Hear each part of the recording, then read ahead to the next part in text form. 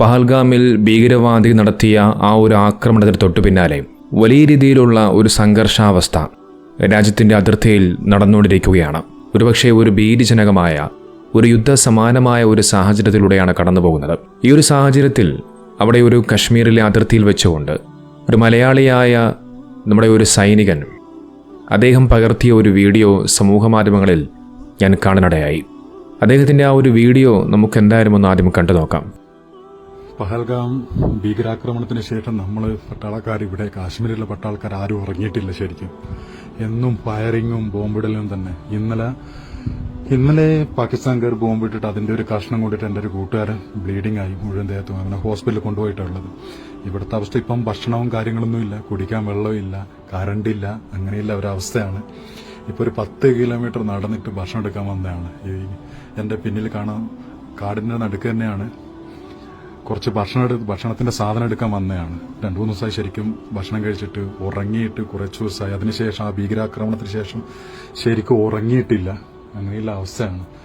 രാത്രിയും പകലും ഫയറിങ് തന്നെയാണ്, ഉറങ്ങാൻ പറ്റാതെ. നോക്കി, ഈ ഒരു സൈനികന്റെ വാക്കുകളിൽ നിന്നും ഇത്രത്തോളം ഭീതിജനകമായ ഒരു അവസ്ഥയാണ് നമ്മുടെ അതിർത്തിയിൽ നടന്നുകൊണ്ടിരിക്കുന്നത് എന്നുള്ളത് മനസ്സിലാക്കാൻ സാധിക്കും.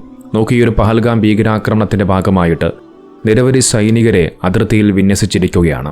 നമ്മുടെ രാജ്യത്ത് കടന്നുകയറി നിരപരാധികളായ 26 മനുഷ്യരെ കൊലപ്പെടുത്തിയ ആ നരാധമന്മാരെ, ആ ഭീകരവാദികളെ, ആ തീവ്രവാദികളെ നിഷ്കരുണമില്ലാതാക്കാൻ നമ്മുടെ രാജ്യത്തെ സൈനികർ തയ്യാറെടുത്തു കഴിഞ്ഞു.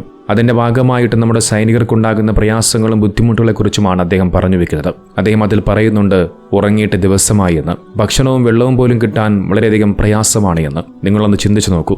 ആർക്ക് വേണ്ടിയാണ് നമ്മുടെ സൈനികർ ഇത്തരത്തിലുള്ള പ്രയാസങ്ങളും ബുദ്ധിമുട്ടുകളും ഒക്കെ അനുഭവിച്ചുകൊണ്ടിരിക്കുന്നത്? നമുക്ക് വേണ്ടിയാണ്. ഇന്ത്യ രാജ്യത്തെ കോടിക്കണക്കിന് ജനങ്ങൾക്ക് വേണ്ടിയാണ്. നമ്മുടെ രാജ്യത്തിൻ്റെ സമാധാന അന്തരീക്ഷത്തിന് വേണ്ടിയാണ്. തങ്ങളുടെ സന്താനത്തെയും ഭാര്യയെയും കൂടപ്പിറപ്പുകളെയും മാതാപിതാക്കളെയും എല്ലാം വിട്ടുകൊണ്ട് രാജ്യത്തെ ജനങ്ങളെ രക്ഷിക്കാൻ വേണ്ടി, അവർക്ക് സമാധാനത്തോടുകൂടി ഉറങ്ങാൻ വേണ്ടി അവർ അതിർത്തികളിൽ പോരാടുകയാണ്.